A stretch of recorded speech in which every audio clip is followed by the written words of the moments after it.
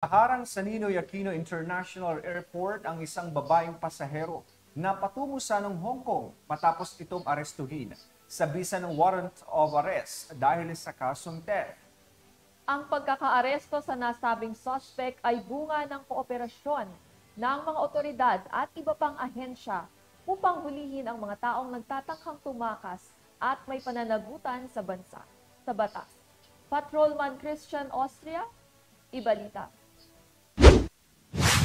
Hindi na nakaalis pa ng bansa ang babaeng ito na patungo sa Hong Kong matapos siyang arestuhin sa bisa ng warrant of arrest ng pinagsanib na pwersa ng NAIA Police Station 3 at Barbosa Police Station ng Manila Police District noong linggo ng gabi, ika-28 ng Hulyo.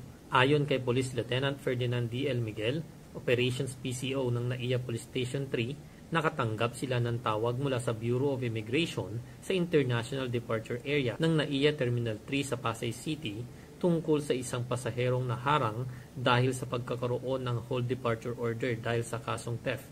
Agad nila itong nirespondihan katuwang ang Barbosa Police Station at inaresto ang pasahero. Ibinahagi ni Police Lieutenant Miguel ang naging pahayag ng akusado patungkol sa kanyang kaso. Sabi niya, ang alam niya, meron siyang kasong gano'n. Pero akala hindi nag-prospel yung kaso.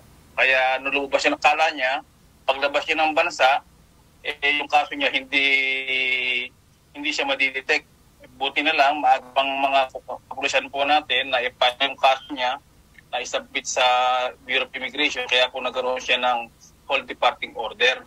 Ang arrest warrant na sinilbi sa akusado ay inisyo noong ika-13 ng Pebrero ng nakaraang taon ng Municipal Trial Court in Cities, 1st Judicial Region, Branch 3, Dagupan City para sa kasong theft na may inirekomendang piyansang 30,000 piso. Ipinaalam sa akusado ang kanyang mga karapatan at ang dahilan ng kanyang pagkakaaresto sa wikang kanyang naiintindihan. Siya ay kasalukuyang nasa kustodiya ng Barbosa Police Station para sa tamang disposisyon. Samantala, ipinahayag ni Police Lieutenant Miguel ang patuloy na pagsisikap ng pamunuan ng ABSI Group sa paghuli sa mga taong nagtatangkang takasan ang kanilang mga kaso sa bansa. Pamunuan ng Biosecurity Group ay hindi hayaan na makalpas sa mga taong nagtatangkang takasan ng ating bansa. At mula sa tahanan ng tagapangalaga ng kapayapaan ng bawat paliparan sa bansa, ako ang inyong Police News Network Correspondent, Patrolman Christian Austria, alagad ng batas, tagataguyod ng Balitang Pulis.